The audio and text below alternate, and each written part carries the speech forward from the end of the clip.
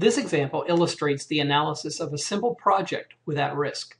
Much more complex projects can be analyzed together with Microsoft Project as a back-end calculator with the new project tools in At-Risk 6.0.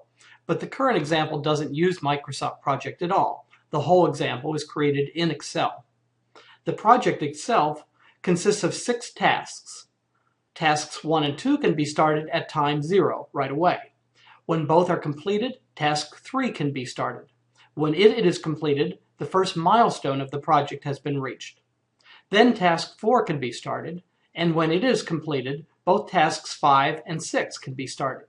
When both of them are completed, the second milestone of the project has been reached, and the project is complete. Each task has a known cost per month, shown in row 3.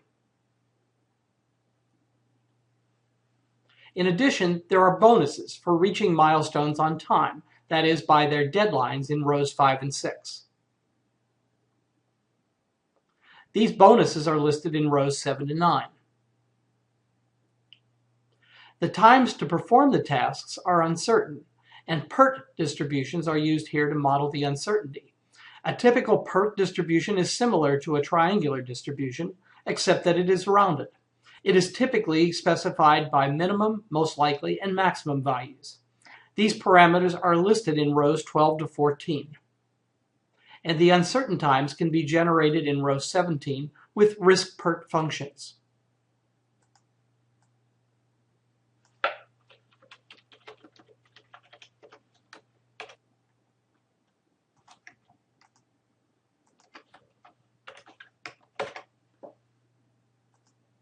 Then, for example, the Pert distribution for task 1 can be seen from the Define Distributions button.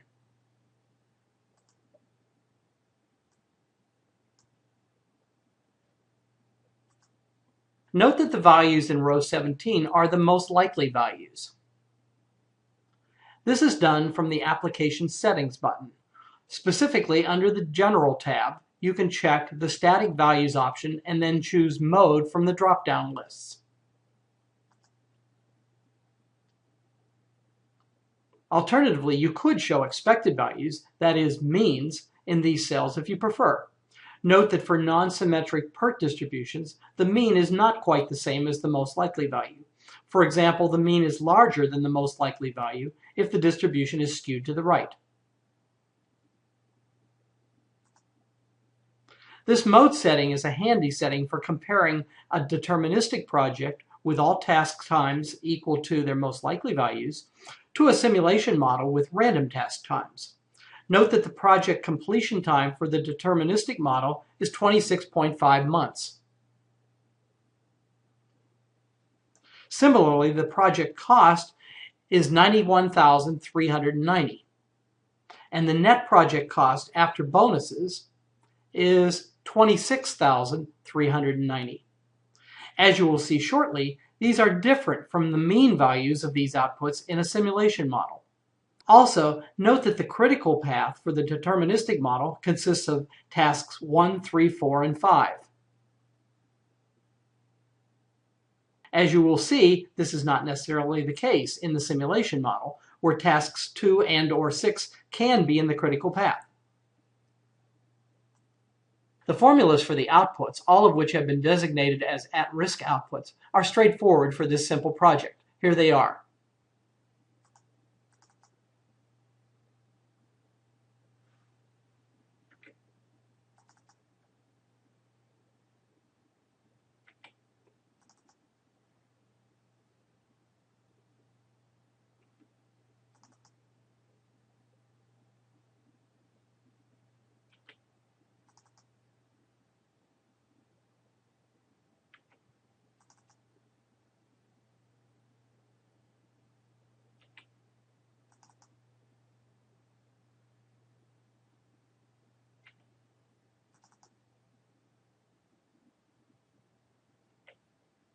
Then a number of at-risk statistical functions can be used to find the summary measures of the outputs.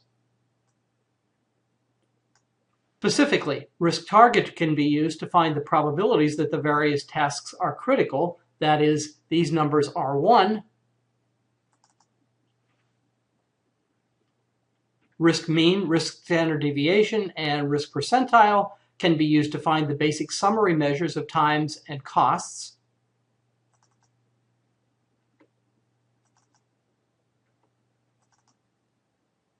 And risk target can be used to find the probabilities of receiving the various bonuses.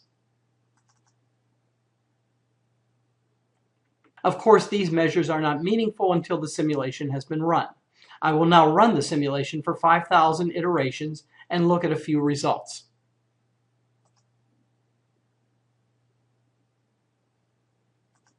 Here's the distribution of the project completion time. As you can see, the mean of this distribution is slightly greater than 27 months, which is greater than the 26.5 value from the deterministic model. This is no accident. The project time in a deterministic model always underestimates the mean project time in a simulation model. Of course, the histogram also shows a significant amount of variation. The project could take as few as about 24 months to complete, or almost 30 months, or even a little more to complete. Similarly, the project cost and the net project cost after bonuses are underestimated by the deterministic model. This is especially true for the net project cost after bonuses. In the deterministic model, it was 26,390, a low value due to the fact that all bonuses are received. Now its mean is much higher, about 65,000. This is because the bonuses might not be received. In fact, the bonuses, or lack of them, results in a multimodal histogram you see here. The summary measures in rows 42 to 44 indicate that each bonus has a less than 50-50 chance of being received. Finally, the estimated probabilities in row 33 show that either task 1 or task 2 can be on the critical path, even though task 1 is much more likely to be critical. Similarly, task 5 is much more likely to be critical than task 6, but both are possible.